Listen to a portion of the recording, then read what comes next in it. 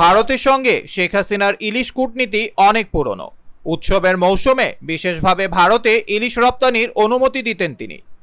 তবে আসছে অক্টোবরে দুর্গাপূজা উপলক্ষে স্বাদের ইলিশ পাচ্ছে না ভারতের পশ্চিমবঙ্গের বাঙালিরা।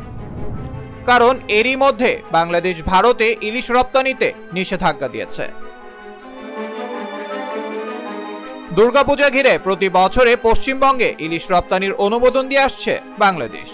তবে গণ অভ্যুত্থানের মুখে গত 5 আগস্ট শেখ হাসিনা ক্ষমতাচ্যুত হওয়ার পর ইলিশ রপ্তানি নিয়ে আগের সিদ্ধান্ত থেকে সরে আসে অন্তর্বর্তীকালীন সরকার।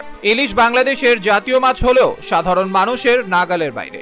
ইলিশের বাজার মূল্য শুধু ধনী ও মধ্যবিত্তের ক্রয় ক্ষমতার মধ্যে। নিম্ন আয়ের মানুষের পক্ষে এই মাছ কেনার সামর্থ্য নেই বললেই চলে। শেখ হাসিনা সরকার দুর্গাপূজা উপলক্ষে ইলিশ রপ্তানিকে উপহার হিসেবে উল্লেখ করে এসেছে। কিন্তু এবার অন্তর্বর্তীকালীন সরকারের নীতি, আগে দেশের চাহিদা মেটাতে হবে। মৎস্য ও পশু সম্পদ মন্ত্রণালয়ের উপদেষ্টা ফরিদা আক্তার বলেছেন, এমন উদ্যোগের লক্ষ্য হলো দেশের মানুষদের কাছে আগে এই মূল্যবান মাছকে সহজলভ্য করা। নিষেধাজ্ঞা সত্ত্বেও বাংলাদেশ থেকে ভারতে এখনো প্রচুর মাছ পাচার হচ্ছে। এবার ইলিশের চালান সীমানা পার হতে দেয়া হবে না। ফরিদা আক্তার বলেন, আগের সরকার দুর্গাপূজার সময় নিষেধাজ্ঞা তুলে দিত, তারা এটিকে উপহার বলে আখ্যায়িত করত।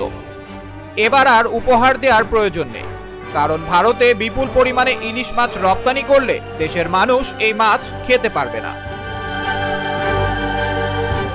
এদিকে ইলিশ নিয়ে বাংলাদেশের বর্তমান অবস্থানের মধ্যেই হিন্দুস্তান টাইমস একটি প্রতিবেদন প্রকাশ করেছে, যেখানে ভারতের ব্যবসায়ীরা বাংলাদেশ থেকে দুর্গাপূজায় ইলিশ আমদানি করার আগ্রহ প্রকাশ করে পররাষ্ট্র মন্ত্রণালয়ে চিঠি পাঠিয়েছে। হিন্দুস্তান টাইমসের ওই প্রতিবেদনে বলা হয়েছে, গত 5 বছর ধরে ইলিশ আমদানি হয়েছে বাংলাদেশ থেকে। এবারও সেই রীতি মেনে ভারতে ইলিশ পাঠানোর জন্য বাংলাদেশ সরকারের উপদেষ্টা তৌহিদ হোসেনের কাছে আবেদন করেছে ফিশ ইম্পোর্টার অ্যাসোসিয়েশন। ভারতীয় ব্যবসায়ীদের চিঠিতে বলা হয়, 1996 সালের পর থেকে প্রতি বছর গড়ে 5000 টন ইলিশ বাংলাদেশ থেকে ভারতে রপ্তানি হচ্ছিল। তবে 2012 সালের পর থেকে রপ্তানি অজ্ঞাত কারণে বন্ধ হয়ে গিয়েছিল। আবার গত 5 বছর ধরে কেবল দুর্গাপূজাকে কেন্দ্র করে বিশেষ বিবেচনায় বাংলাদেশ থেকে ভারতে ইলিশ যাচ্ছিল। 15 বছরে এমন পরিস্থিতির মুখে পড়তে হয়নি ভারতকে। তবে ঢাকার রাজনীতিতে এই বিতর্ক রয়েছে, ভারতকে ইলিশ পাঠিয়ে কোনো স্বার্থ হাসিল করতে পারেনি বাংলাদেশ। তিস্তা পানি বন্টন থেকে শুরু করে সীমান্ত হত্যা, কোনো ইস্যুতেই ঢাকার স্বার্থ গুরুত্ব দিয়ে দেখেনি ভারত। তাই শেষ পর্যন্ত এবার দুর্গাপূজায় ইলিশ না পাঠানোর সিদ্ধান্তে অন্তর্বর্তীকালীন সরকার অটল থাকলে শেষ হতে পারে ইলিশ কূটনীতি অধ্যায়। Abrar Ahmed Mahi, PVN Times, Narsingdi.